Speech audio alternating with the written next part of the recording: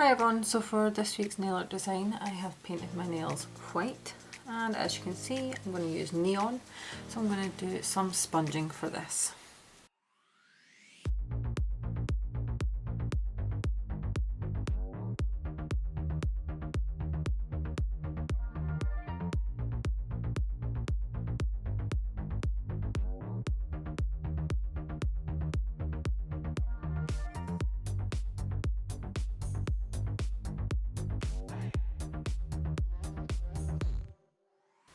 Over the entire nail I'm going to use this scattered hollow top coat, and this is from my own indie line and this is called Aurora.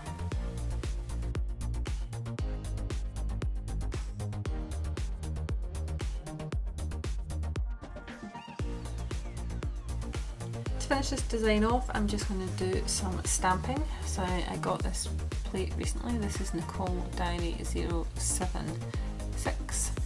And the image I'm using is this line pattern in the corner there.